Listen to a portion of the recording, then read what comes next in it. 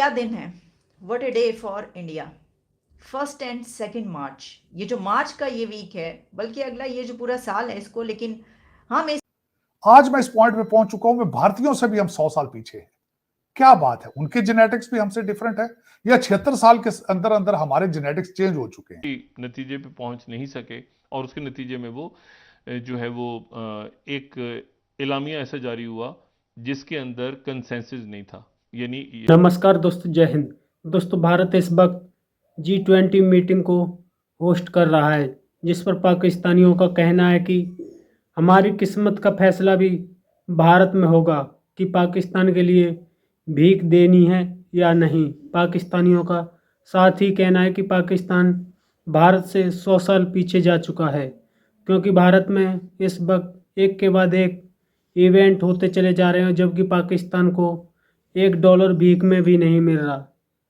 G20 के साथ ही भारत में रेजीना डायलॉग भी हो रहा है, जिसमें इटली की प्राइम मिनिस्टर चीफ गेस्ट के तौर पर भारत आ रही हैं, जिसमें भारत के साथ बहुत बड़ी रक्षा डील होने जा रही है, जिससे पाकिस्तान में हड़कंप मच गया है। साथ ही पाकिस्तानियों का कहना है कि भारत चाइना भारत में जा सकता है, लेकिन हम क्यों नहीं जा सकते। भारत की चाइना से इतनी बड़ी दुश्मनी है, इसके बावजूद भी चाइना मीटिंग को अटेंड कर रहा है। इस वक्त खासतौर पर बात करेंगे कि इस वक्त इंडिया एक हब बन चुका है इंटरनेशनल डिग्निटरीज के लिए, इंटरनेशनल लीडर्स के लिए, और 40 कंट्रीज के लीडर्स इंडिया में मौजूद हैं।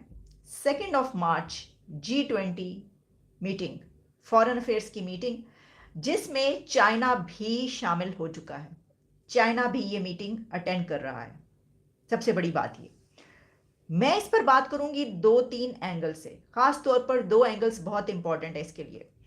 एक तो ये कि चाइना अगर इसमें शामिल हो रहा है तो पाकिस्तान क्यों नहीं ताल्लुकात बेहतर बना सकता, क्योंकि चाइना के अगर फॉरेन मिनिस्टर आ सकते हैं, वो हामी भर रहा है, वो आ रहा है, इतनी ज़्यादा टेंशन्स के बावजूद जो इस वक्त चल रहा है उस पर भी बात करेंगे। तो पाकिस्तान के साथ क्या प्रॉब्लम है, हम क्यों नहीं अपने रिलेशंस बेहतर कर सकते, हम क्यों नहीं बातचीत की तरफ आ सकते। एक और इसका जो एंगल है वो ये बात कही जा रही है कि इस वक्त क्योंकि यूक्रेन और रशिया वॉर का सिलसिला है, तो इस बिना पर जो यूक्रेन रशिया की टेंशन्स हैं वो डोमिनेट करेंगी G20 की इस मीटिंग को और आगे आने वाली मीटिंग्स को। जहां जहां पर जो जो कुछ लिखा है वो भी आपके सामने पेश करूंगी। लेकिन सिर्फ यही नहीं है, बल्कि रेज़ाना डायलॉग, और ये कौन सा डायलॉग है, ये कौन सा फोरम है, और फिर इटालियन पीएम भी इंडिया में। तो इसलिए मैंने कहा वो what a day for India, कि पूरी दुनिया का इस वक्त इन दिनों में इंडिया एक हब बन चुका है सियासत का, जियो पॉलिटिक्स का, जियो इकोनॉमिक्स का, और तमाम दुनिया की डिग्निटरीज वहाँ पर मौजूद हैं। चलें, मैंने आप सबसे पहले इसी एंगल पे बात की लेते हैं कि जो Chinese foreign minister confirmed on Tuesday confirmed the visit, or which according to observers will be a test for Beijing's balancing act between the US and West, Russia जो इस वक्त ये सिलसिला चल रहा है उसमें इनका जो है वो बैलेंसिंग एक्ट कैसे उसको कंप्लीट कर पाएंगे, कैसे उस पर पूरा उतरेंगे जब चाइना जो है वो इधर आ रहा है। तो इसी पर मैंने ये बात उठाई कि क्योंकि बीइंग अ पाकिस्तानी, मुझे तो सबसे बड़ा तो मेरा कंसर्न जो है उसी पे पहले बात किए लेते हैं ना, कि देखिए चाइना के साथ इस वक्त जो इंडिया के रिलेशंस हैं, और ख़ासतौर पर यूक्रेन और रशिया के बाद हम देख रहे हैं कि चाइना के अमेरिका के साथ भी कैसे कोई टेंशन्स चल रही हैं। तो इस दौरान फिर भी, कि अभी कुछ अर्सा पहले फेस ऑफ हुआ दोनों कंट्री, फिर भी वो इसमें शामिल हो रहे हैं। ठीक है, ओके, वो इसमें हैं, उनको ऐसा भी तो हो सकता था इनकार कर देते। एससीओ के लिए हमने भी तो अभी तक कोई हानि पड़ी, वो अलग बात है कि जब वो मीटिंग होगी हम जाएंगे नहीं जाएंगे, लेकिन हमने तो इमदाद भी लेने से इनकार कर दिया। इस तरह की चीज़ें चलती नहीं, जो कुछ होता रहा। तो क्या बात है, क्या वजह है? क्योंकि देखिए चाइना तो हमसे बहुत ऊपर है। अगर कोई इतना बड़ा कंट्री, इतना पावरफुल कंट्री, जो कि ताकतवर कंट्रीज हैं, वो अगर अपने बेनिफिट के लिए और देखते हैं कि हमने तो अपनी इकोनॉमी का देखना है, हमने तो अपनी लोगों का देखना है, वो फिर तो। और दूसरा मैं पूछना ये चाहता हूं कि G20 में भी वो कहते हैं जी स्केड्यूल ना करवाएं, फिर ये बात हो रहा है रीस्केड्यूल अगर चाइना कर दे तो हम देखेंगे। Do you think there is a ray of hope for us?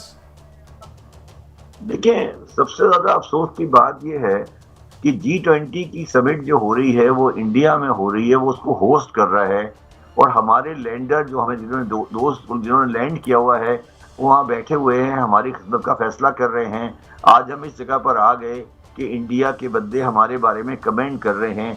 आज कल एक इंडिया के बहुत मशहूर इकोनॉमिक्स मिहिर शर्मा ने एक आर्टिकल लिखा है कि पाकिस्तान की बका चाइना के रोल रिशेड्यूलिंग के ऊपर डिपेंड करती है। तो ये सारी चीज़ें तो हकीकतें हैं, मगर मेरा सवाल ये है कि क्या ये चीज़ें पाकिस्तान को रियलाइज कर रहे हैं? मुझे कहना नहीं चाहिए, मगर मैं तो ये समझ रहा हूँ कि मैं फिर दोबारा बड़े अफसोस से कहना चाहता हूँ, मैं तो ये समझ रहा हूँ कि शायद हमारे सियासतदान including opposition include Imran Khan इस बात से को मेंटली एग्री कर चुके हैं कि हमें डिफॉल्ट में जाना है और हमें रीशेड्यूलिंग करानी है लोन्स की। मेरा ज़ाती ख्याल है कि हमारे जो स्टेक होल्डर्स हैं सिवाय एस्टेब्लिशमेंट के, वो इस बात को मेंटली एग्री कर चुके हैं कि पाकिस्तान को डिफॉल्ट में जाना है। और वो जिसे कहते हैं ना कि उन्होंने ये बांध तो लिया है, आगे क्या होगा उसके बारे में नहीं सोच रहे, मगर वो अब सवाल सिर्फ ये रह गया है कि क्या ये फैसला एस्टेब्लिशमेंट का भी है? तो ये बहुत अहम सवाल है। मेरी जितनी भी उनके साथ डिस्कशंस हुई हैं, मैं जहाँ तक बात समझा हूँ, जो थोड़ी बहुत उनके साथ डिस्कशन मेरी होती रही है, वो लोग इस चीज़ को पसंद नहीं करते। जो चाइना और रशिया की तरफ से वो कोई कंसेंसस नहीं था यूक्रेन के ऊपर, लेकिन कल जो है ये जो भी अगले 2 दिन है, 2 दिनों में वहां पर ये 2-3 दिन अगले, इनमें G20 ममालिक के वुज़राए खारजा का इजलास हो रहा है।